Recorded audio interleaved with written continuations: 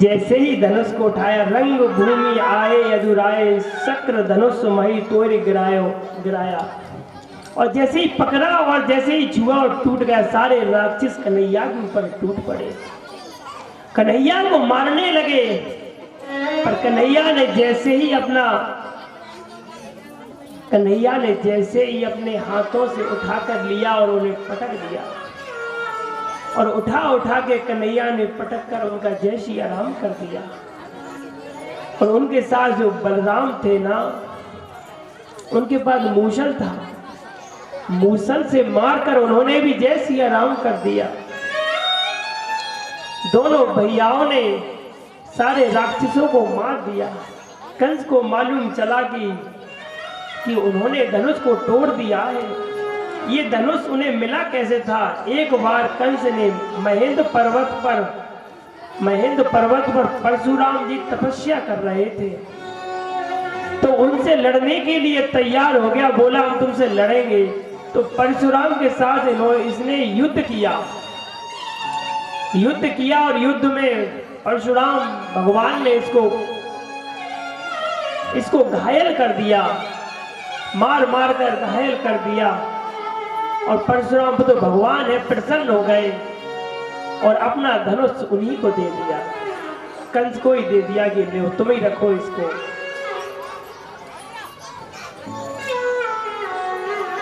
वही धनुष आज टूट गया तो उसके पूरे देश में हाहाकार मच गया कंस के यहाँ पर कि अब तो हमें मरना ही पड़ेगा।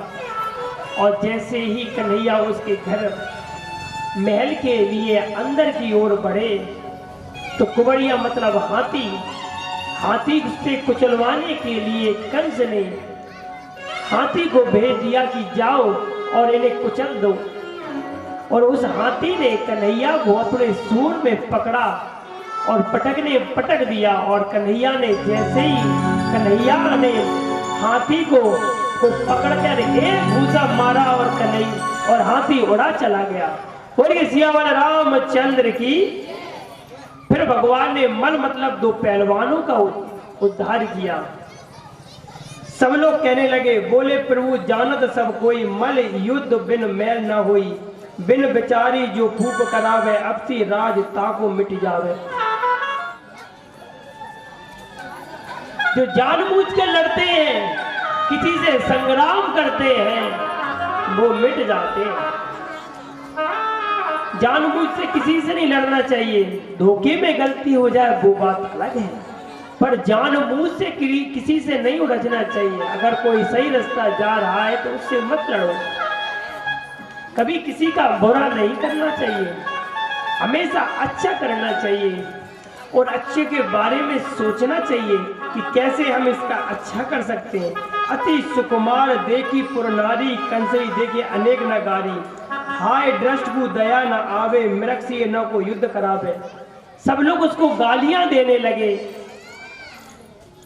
और गाली देने लगे कि तुम छोटे से बालक को मारने के लिए दो पहलवानों को भेज रहे हो। ये तो दोनों कृष्ण और बलराम तो छोटे छोटे बालक हैं। तो सारी प्रजा उन पर धिक्कार करने लगी। तो मल जो दोनों पहलवान थे वो बोले, जिसने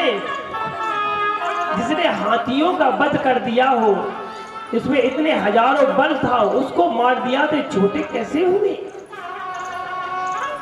और दोनों पहलवान भगवान श्री कृष्ण के साथ, कन्हैया के साथ युद्ध करने लगे और युद्ध करने के लिए भगवान पर टूट पड़े।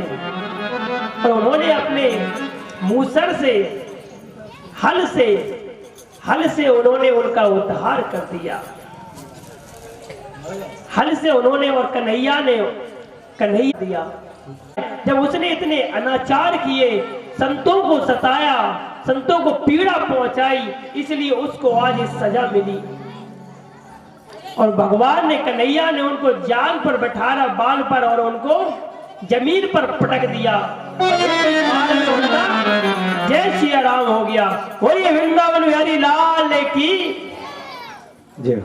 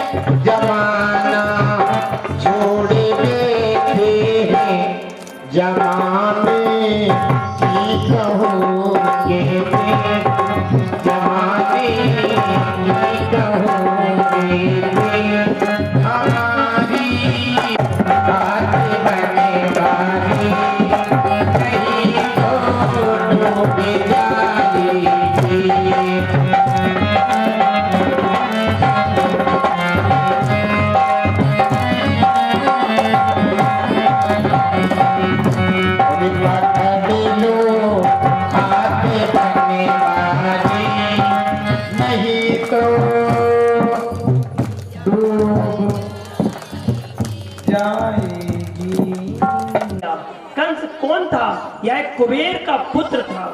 कौन था ये कंस? कंस एक कालनेमी नाम का राक्षस था। कालनेमी नाम का राक्षस था ये कंस, जिसका भगवान ने उद्धार किया। भगवान ने फिर अग्रसेन को राजगद्दी कराई। पिता के मरने के बाद पुत्र को ये गद्दी मिलती है, पर अग्रसेन को राजगद्दी कराई गई। फिर भगवान गुरुकुल में शिक्षा ग्रहण करने के लाने गए। गुरुकुल में भगवान ने शिक्षा ग्रहण करी। फिर भगवान ने शिक्षा ग्रहण करी। अब भगवान शिक्षा ग्रहण करने गए हैं, क्योंकि भगवान ने भी शिक्षा ग्रहण करी है गुरुकुल में जाकर। जब गुरु से उन्होंने शिक्षा ग्रहण कर आए तो वो अकेले बैठे रहते, उनका किसी में मन नहीं लगता। उनको ऐसा लगता कि जैसे जैसे मथुरा डूब रही है, मथुरा में से सुनी सुनाई आवाजें बाहर निकलती और कहती कन्हैया कब आओगे। उसी में से एक राधा का भी चित्र निकल के आता और सामने आ जाता, और जैसे ही सामने आता और फिर गायब हो जाता।